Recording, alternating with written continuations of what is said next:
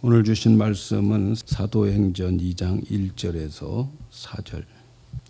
오순절 날이 이미 이름에 저희가 다 같이 한 곳에 모였더니 호련히 하늘로부터 급하고 강한 바람 같은 소리가 있어 저희 앉은 온 집에 가득하며 불의 혀같이 갈라지는 것이 저희에게 보여 각 사람 위에 임하였더니 저희가 다 성령의 충만함을 받고 성령이 말하게 하심을 따라 다른 방언으로 말하기를 시작하니라. 아멘. 할렐루야. 오늘 제목은 성령이 임하여 시작된 교회, 이렇게 제목을 잡았습니다. 오늘날 많은 사람들이 신학교를 나오고 교회를 개척을 합니다. 그래서 건물도 얻고 또 선구도 많이 준비하고 그래서 개척을 시작을 합니다. 그러나 사도행전을 보면 교회 개척은 그렇게 시작되지 않았다 하는 것을 우리는 알 수 있습니다. 교회를 개척하는 데 있어서 교회의 시작은 오순절 날에 성령이 임한 사건으로부터 교회가 시작되었습니다. 교회가 건물이 있고 또 사람들이 모였다고 교회가 아니고 오순절에 성령이 임했던 그 성령이 임할 때에 교회가 비로소 시작되는 겁니다. 교회는 십자가와 부활과 그리고 오순절의 성령 강림으로 시작이 됩니다. 예수님의 십자가의 죽으심, 그 사건은 역사적 사건입니다. 실제로 있었던 사건입니다. 이 사건을 역사가 증거하고 있습니다. 그리고 예수님은 십자가에서 죽으시고 무덤에 묻혔습니다. 그리고 3일 만에 부활하셨는데 그 부활은 전설 따라 삼천리 같은 그런 신화도 아니에요. 이것은 실제로 있었던 역사적 한 사건입니다. 예수님께서 부활하신 것 환상도 아니고 그때의 수많은 사람들이 그 부활의 역사적 사실을 직접 보았습니다. 지금도 예루살렘에 가면 예수님이 묻혔던 돌 무덤 그리고 빈 무덤이 거기에 있습니다. 아마 성경에서 예수님의 그 무덤이 흙무덤이었다라고 기록된다면 그 무덤은 아마 지금 흔적도 찾아볼 수 없을지도 몰라요. 그런데 성경은 아리마대 요셉이라고 하는 부자가 이 바위를 뚫어서 그 안에다가 장사될 자기 몸을 생각하면서 미리 준비해 놓았던 바위굴에 그 무덤이 있었어요. 여러분, 바위라고 하는 것은 수천 년이 지나도 항상 변하지 않고 그대로 있는 거죠. 참 신기롭게 예수님의 부활이 그 바위에 묻혔던 그 자리에서 일어났고 지금도 그 무덤, 바위의 무덤은 예루살렘에 가면 볼 수가 있어요. 예수님의 부활 역사적 사실이었습니다. 그리고 이제 그 부활하신 예수님이 당시에 살아서 많은 사람들에게 부활을 직접 보여주었어요. 신비롭게도 그 부활을 본 사람들의 마음에는 참 부활을 보았던 그 많은 사람들이 실제적인 부활의 생명력이 없었어요. 객관적인 사실로 그냥 드러날 수 있었을 겁니다. 그리고 그 많은 사람들이 예수님의 십자가, 부활, 그리고 예수님께서 역사적 모든 일들을 다 그들이 봤지만 실제로 그 현장에 있었지만 그들에게는 그러한 생명력이 없었어요. 그런데 오순절 성령의 강림이 있고 난 다음에 그것을 경험한 그 사람들에게 놀라운 변화가 일어났어요. 새로운 사람으로 바꿔지기 시작했습니다. 그동안 예수님과 함께 있었던 모든 사건 하나하나들이 그때는 그냥 생각 없이 동참했었던 그것들이 이제는 승천하시고 그리고 예수님의 약속대로 성령이 오고 난 다음에는 모든 것이 새로워졌어요. 새롭게 깨달아지고 새롭게 느껴진 거예요. 그리고 이 역사적 사실인 십자가 부활을 그들은 주저함 없이 증거하는 자들이 되어지게 됩니다. 생명을 걸고 증거합니다. 생명을 걸고 거의 다 순교를 합니다. 오순절이 임하니까 그동안 지식적으로 알았던 그 지식이 이제는 신앙으로 바뀌어지는 거예요. 객관적이었던 이 사건들이 주관적인 사건으로 다가옵니다. 부활하신 예수님을 배웠지만 그동안에는 부활신앙은 없었어요. 부활신앙이 작동되지 않았어요. 그런데 성령이 임하니까 그 부활을 새롭게 바라보게 되고 새롭게 대하게 됩니다. 그리고 그 부활이 나의 부활로 그렇게 믿어지게 됩니다.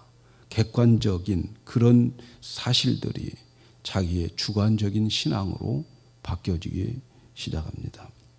요즘에 성도들 또 교회에 나오는 사람들 많은 사람들을 만나보면 성경은 많이 알고 있는데 그럼에도 불구하고 성령을 받지 않아서 말은 잘하는데 정말 말은 잘해요.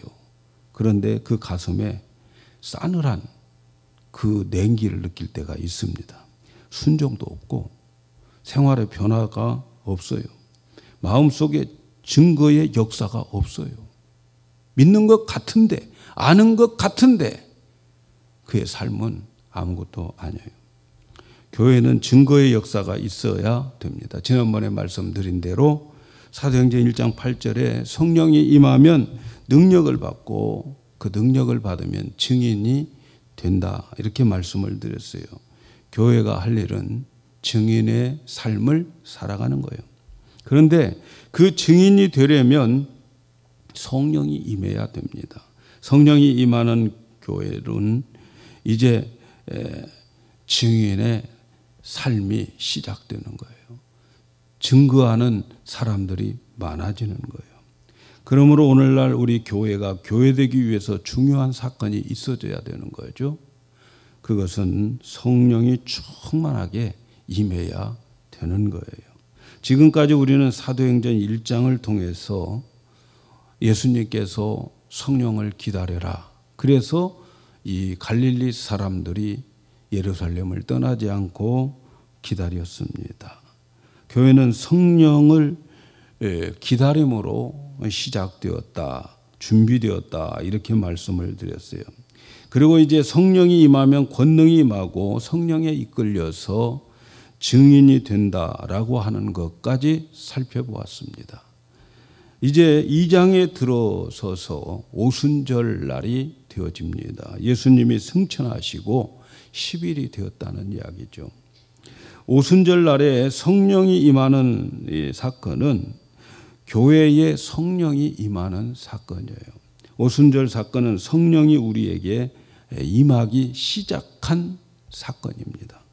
구약에는 성령이 임할 때에 제한적이었어요. 부분적이었어요. 하나님께서 어떤 사역을 하시기를 원하면 그 사역을 감당하는 사람에게 성령이 일시적으로 임하게 되는 거죠. 그래서 그 사람이 그 사역을 마치게 되면 그 다음에는 이제는 성령이 떠나가게 되는 거죠. 구약에는 이렇게 성령이 임하는 사건이 지극히 제한적이었어요.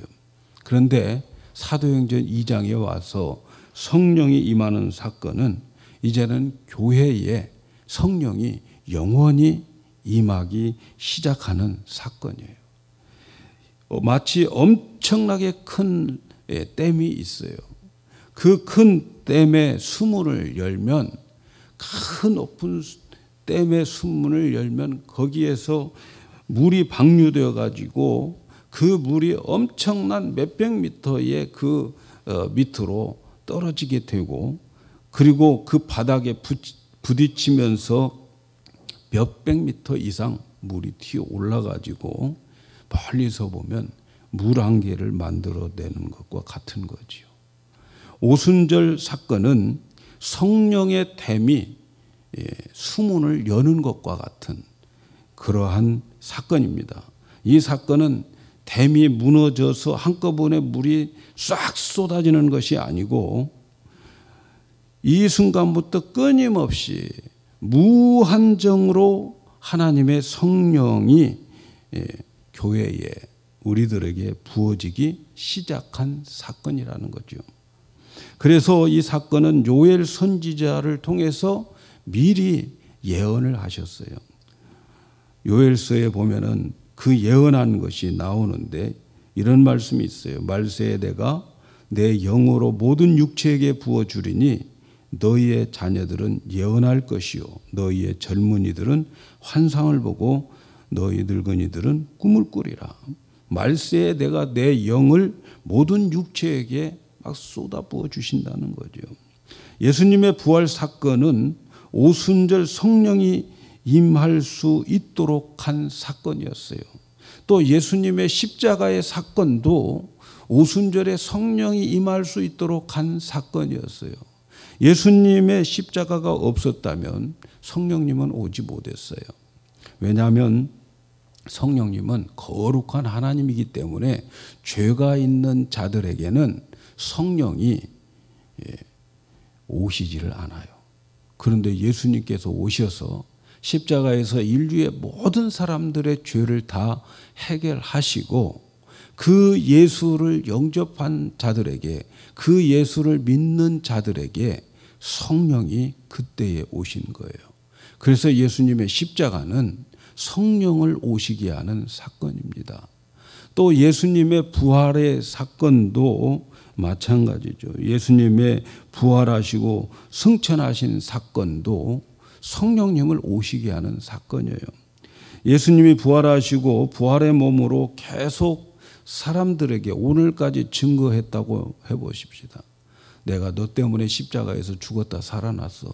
이렇게 예수님이 계속 증거하러 다닌다면 성령님 오시지 않습니다. 예수님이 오셔서 십자가에서 죽으시고 부활하시고 승천해야 그 다음에 성령님이 오셔서 영원히 우리와 함께 사시는 거예요. 그래서 예수님께서 늘 말씀하셨어요. 내가 너희에게 실상을 말하노니 내가 떠나가는 것이 너희에게 유익함이라. 내가 떠나지 아니하면 보혜사가 너희에게로 오시지 아니할 것이요 가면 내가 그를 너희에게 보내리라. 예수님 부활하셨어도 그 부활한 몸을 가지고 계속 우리들에게 보여주고 다니시면 성령님 우리 안에 안 오시는 거예요. 그런데 예수님은 떠나가셨어요. 승천하셨어요. 그렇게 승천하심으로 인해서 성령님이 오시게 된 거예요. 왜 예수님이 승천하시고 그리고 성령님이 오시게 되었는가? 그건 사역이 다르기 때문에 그래요. 예수님이 이 세상에 오시는 그 사역은 우리의 죄를 다 구속해 주시기 위해서, 다 갚아주기 위해서 오셨어요. 그래서 세상에 하나님의 자녀들의 죄를 다 지고 가는 어린 양으로 오시고, 그리고 세상 죄를 지고 우리의 모든 죄를 지고 십자가에서 예수님이 죽어서 우리의 죄를 다 갚아주기 위해서, 죄값을 치르기 위해서 이 세상에 오신 것입니다. 그래서 예수님이 오셔서 십자가에서 죽으시고 부활하심으로 인해서 예수님의 사역은 끝났어요. 이제는 성령 시대가 오셔야 됩니다. 성령 시대가 오는 것은 예수님이 이제 죄를 다 해결하시고 그리고 그 사역을 끝마치고 그 다음에 성령이 오시는 거예요. 그런데 예수님의 구속 사역이 끝나고 이제 다 끝났다고 하는 것을 성도들에게 보여주는 사건이 뭐냐? 승천하시는 사건이에요. 예수님이 제자들이 다 보는 가운데서 승천하심으로 인해서 예수님의 사역은, 구속의 사역은 끝이다 라고 하는 것을 보여준 거죠. 예수님 승천하심으로 인해서 내가 떠나지 아니하면 보혜사 성령이 너희에게 오지 않을 것이고 가면 내가 그를 너희에게 보내리라 하는 말씀이 뒤에 이어지게 되는 거예요. 이제 예수님 승천하시고 가시기 전에 아버지께서 약속하신 것을 기다려라. 성령을 기다려라.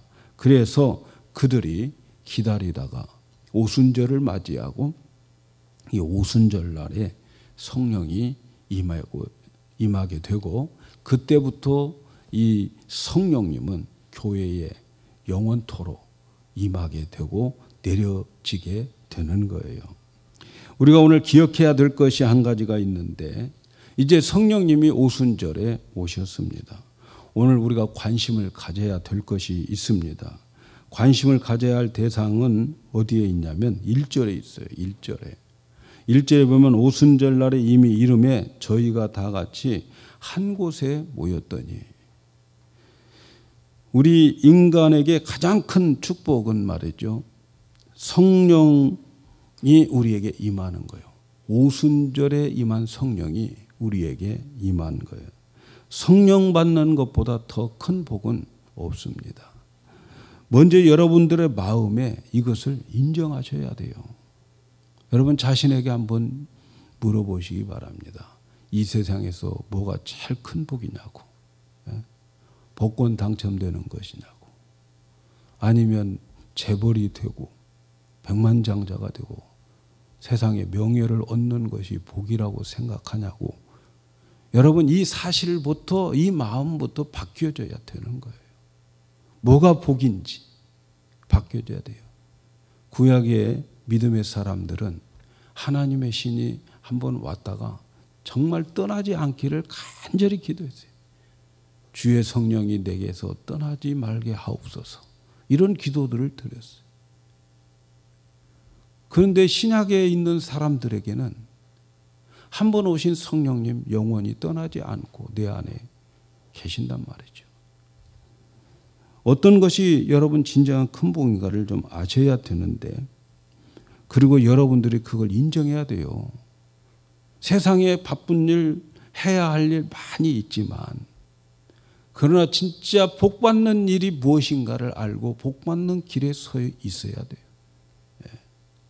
그래야 우리의 영혼이 살아나는 거죠. 여러분 그래서 오순절에 성령이 임하는 그곳을 잘 살펴봐야 돼요. 오늘 말씀해 보니까 오순절 날이 이미 이름에 저희가 다 같이 한 곳에 모였다. 이 오순절에 성령이 임한 것은 어떤 유명한 대학에 임한 것도 아니고 나라의 일을 의논하는 국회의사당에 임한 것도 아니고 왕궁이나 청와대나 백악관 같은 곳에 임하지 아니하였어요. 성령이 임하는 곳은 예수를 믿고 따르는 그 모임에 성령이 임했다는 사실 여러분 꼭 잊지 마시기를 바랍니다. 예수님께서 말씀하셨어요. 아버지께서 약속하신 성령을 받을 때까지 예루살렘을 떠나지 말고 기다리라 말씀하셨어요.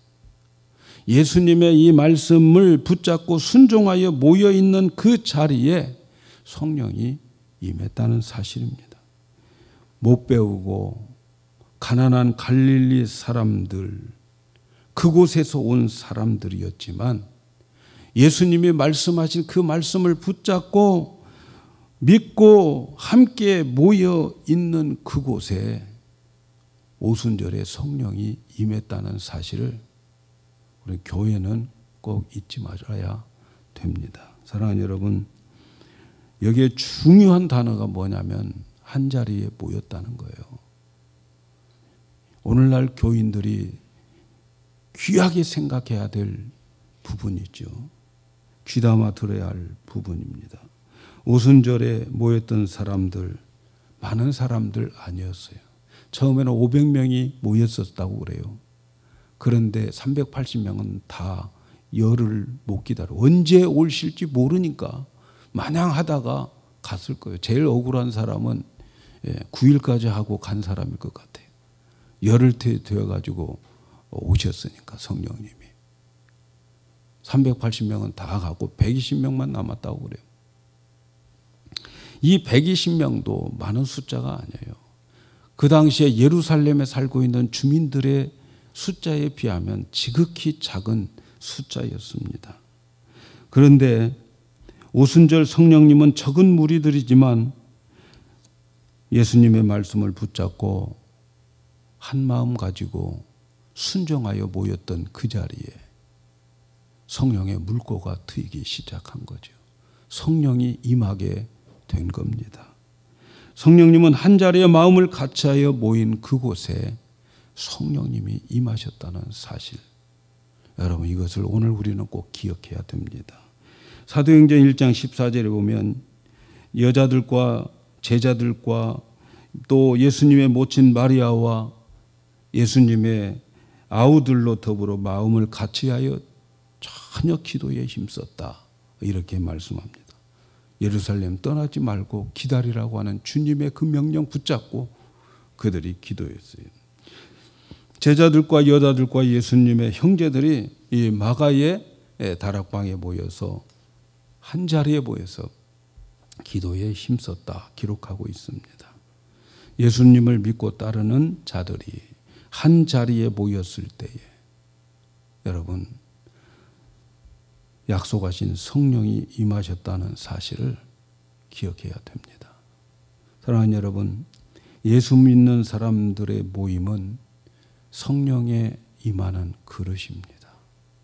성령이 임하는 그릇은 다른 데 있는 게 아니에요.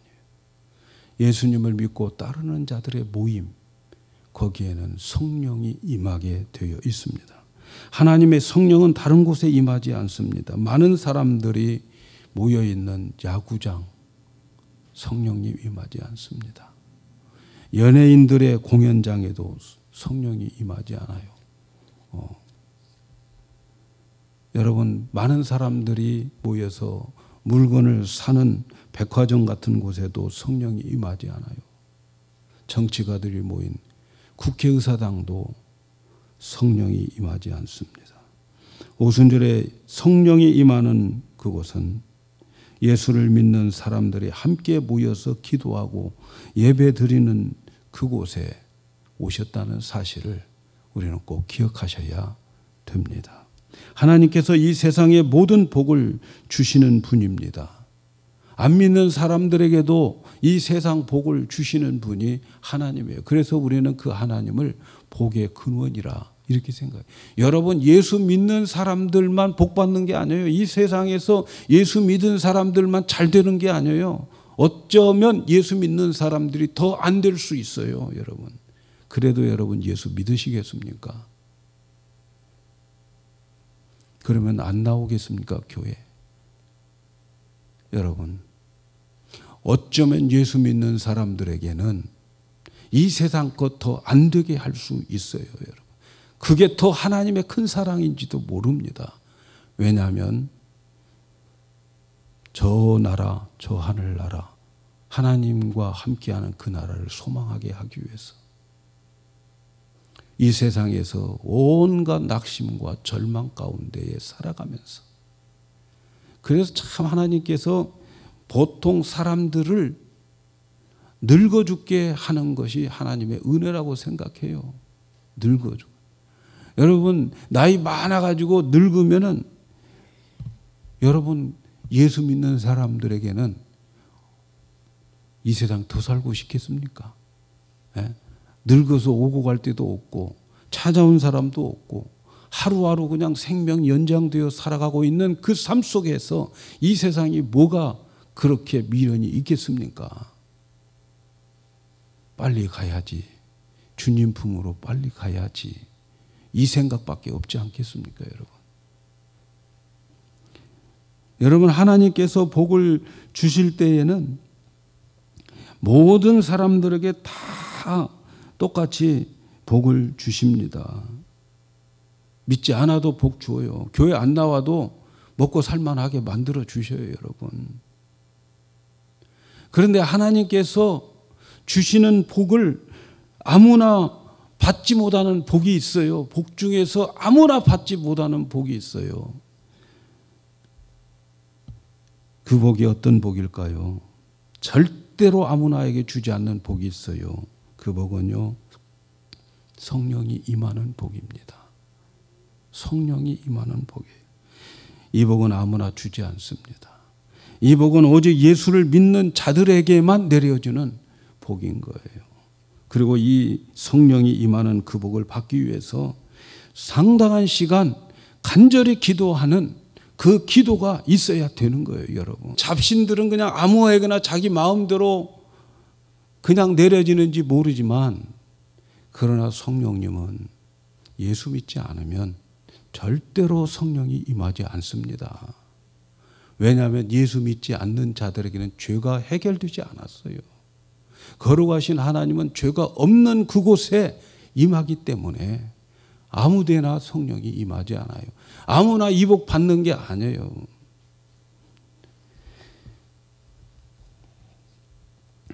그런데 이 성령이 임하려면 예수 믿는 자들이 한자리에 모여서 함께 기도해야 된다는 거예요. 사랑하는 여러분, 부흥하는 교회는 한자리에 함께 모이는 교회예요. 숫자가 많든 적든 간에 한 마음 가지고 한자리에 모여서 기도하고 예배드릴 때에 성령이 임하는 겁니다. 모이지 않는 곳에는 성령 충만의 역사가 없어요. 여러분, 우리 교회는 어떻습니까? 우리 교회는 성령 충만한 교회입니까? 성령의 역사가 있는 교회인가요? 나에게 성령의 역사가 얼마나 있고 내가 얼마나 성령 충만한가? 여러분, 내가 스스로 얼마나 모임에 열심을 내고 있고 내가 얼마나 함께 모여서 기도하고 있는가 살펴보면 답이 나옵니다. 물어볼 것 없어요. 남볼 것 없어요. 내가 얼마나 모임에 힘써 모이고 그리고 내가 얼마나 함께 모여서 기도하고 있는가? 만일에 내가 거기에 부족하다면 성령 충만하지 않은 거예요. 성령의 역사 기대할 수가 없어요. 하나님의 기적을 기다릴 수가 없어요. 기대하지 마세요. 오순절 성령 충만한 것은 어느 한 사람이 밤새도록 기도해서 임한 게 아닙니다. 한 곳에 모여 집단으로 기도하였을 때 성령이 임하였다는 사실입니다. 이스라엘 전체에 비하면 아주 작은 120명의 숫자지만 그러나 마음을 같이하여 함께 모였을 때에 성령의 체험을 했다고 기록하고 있습니다. 여러분, 우리가 기억해야 될 것이 있습니다. 한 자리에 모이기에 힘썼다라는 거예요. 힘써야 됩니다. 여러분, 다 힘들어요. 다 어렵고 다 피곤하고 다 바쁘고 다 먹고 살아야 됩니다.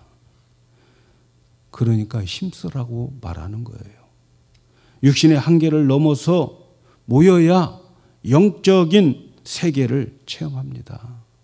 피곤하니까 주저앉아 버리면 그 다음 영적 세계에 들어갈 수가 없어요. 아픈 몸 이끌고 내 육신을 쳐서 복종시키는 그 복종함이 있어야 거기에 영적 체험을 하게 되는 거예요. 모이지 않으면 소망이 없습니다. 모이면 내가 살고 내 이웃도 삽니다. 서로 살아날 수 있는 것이 함께 힘써서 모이는 거예요. 장작불이 모아질 때에 화력이 점점 센 것처럼 말이죠. 우리가 모여져야 돼요. 우리 숫자 작다고 하지 마시고요. 작은 숫자들끼리 모여보세요.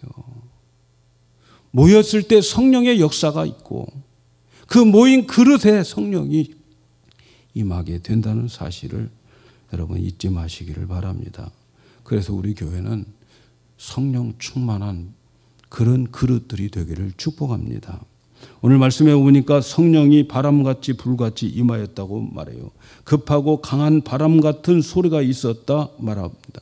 여러분 성경을 읽어보면 성령을 바람으로 설명을 많이 합니다. 왜 바람일까요? 바람은 보이지 않아요. 바람같이 역사한다는 거죠. 바람은 보이지 않습니다. 그러나 그 바람의 위력은, 바람의 흔적은 반드시 대단하고 흔적이 있습니다. 바람의 위력 얼마나 무서운지 몰라요. 우리가 한 자리에 모이면 성령이 보이지 않지만 그러나 성령의 흔적이 반드시 보여질 것입니다. 모여서 기도하고 예배하면 성령의 지나가는 흔적이 아주 희한한 일들이 여러분 개인 우리 모두가 볼 수 있도록 체험되게 될 줄로 믿습니다. 특별한 체험을 하게 될 것입니다. 이 체험이 있는 자들이 나가서 증거자들이 되는 거예요. 또한 불이 혀같이 갈라지는 것이 저희에게 보여 각 사람 위에 임했다. 아마도 모인 자들의 그 이 모임 위에 불덩어리가 같은 것이 지나가고 그 불이 막 갈라져 가지고 각 사람에게 임하는데 그것을 성경은 불이 혀같이 갈라졌다 이렇게 말씀하는 겁니다. 불이 무엇을 의미할까요?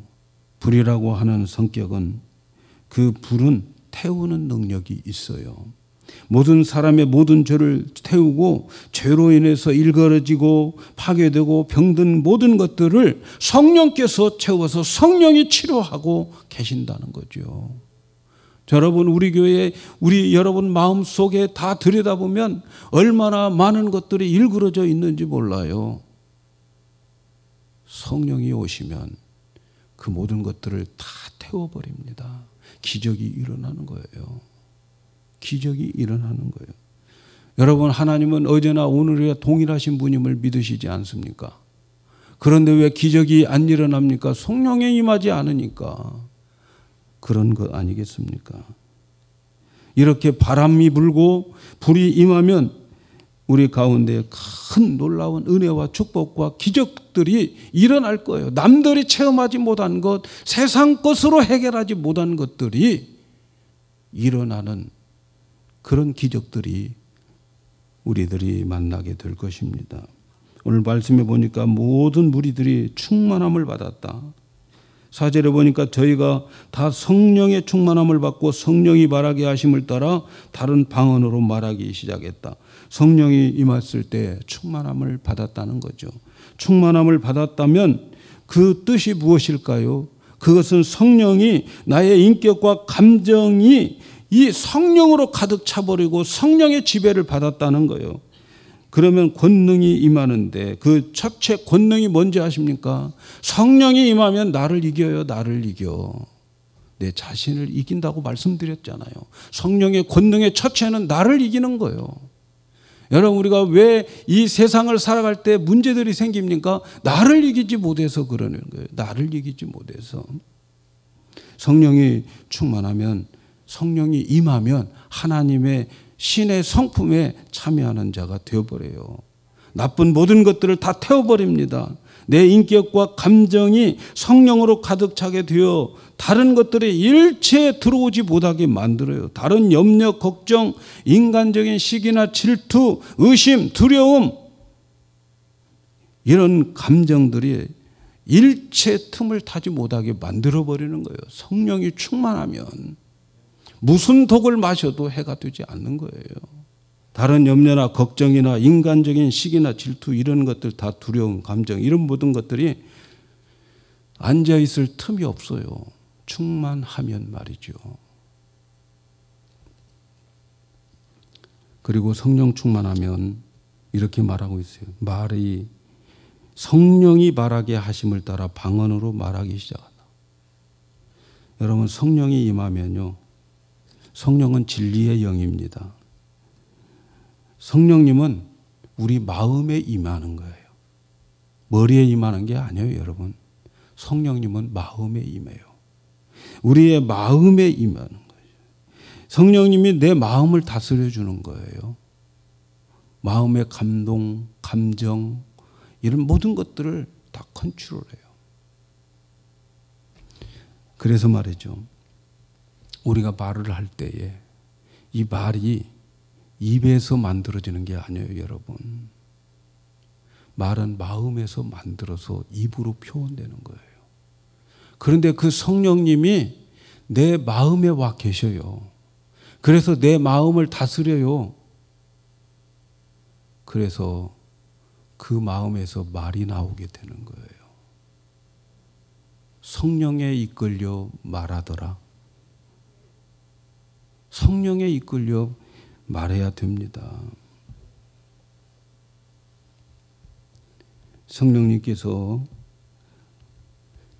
내 마음에서 예수님의 말씀을 깨닫게 하고 예수님의 말을 만들어서 입으로 나오게 하는 거예요.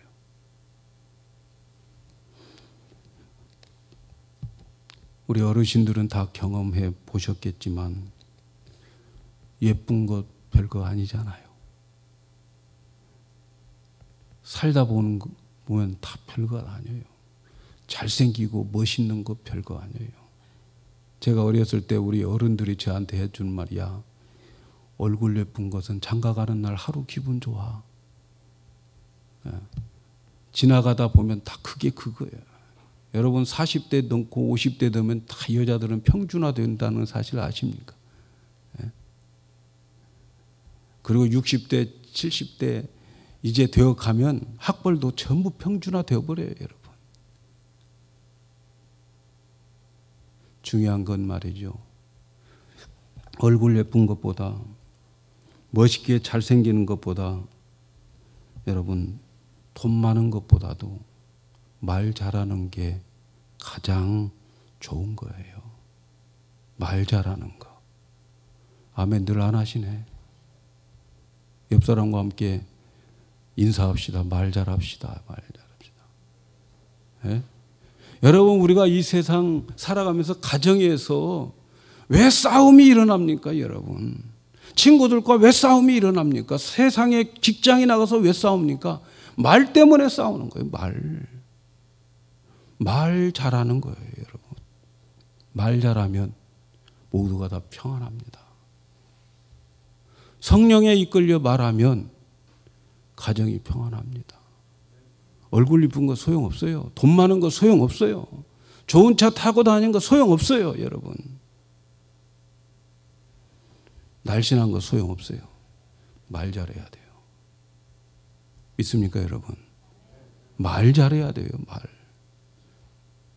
저는 목회하면서 수없이 많은 것을 봐요.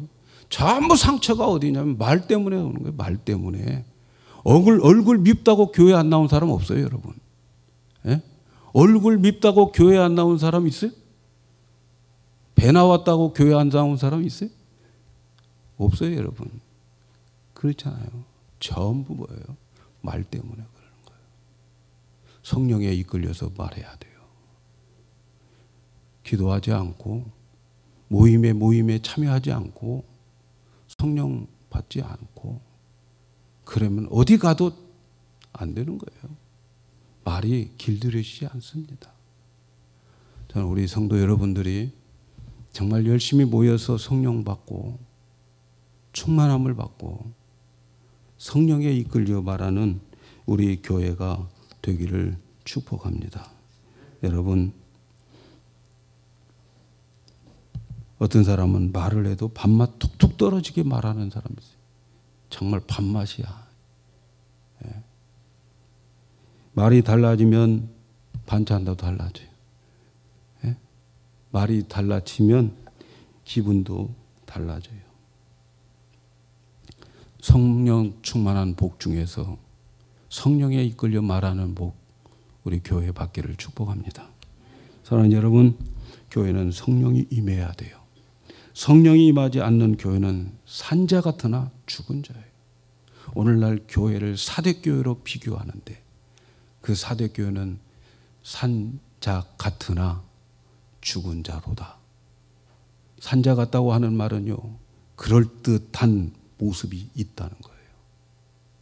저는 가끔 우리 교회를 생각합니다. 예배당도 있고 사람도 모이지만 이 교회가 진짜 살아있는 교회인가? 아니면 산자 같으나 죽은 자다. 모여 있지만 다 시체들이 앉아 있는 거예요. 생명이 없다는 거예요. 우리는 성령을 충만하게 받아야 돼요. 그러기 위해서는 여러분 모이기에 힘써야 돼요. 제가 이 설교를 하고 마음에 기도를 했어요. 주님, 또 공포탄 터뜨리지 않게 해달라고. 제가 5년 동안 외치지만 똑같아요, 여러분. 모이셔야 됩니다. 모임 없으면 소망이 없어요. 성령 충만함 받아서 천국 가는 우리 교회 성도들 되기를 축복합니다. 기도하겠어요.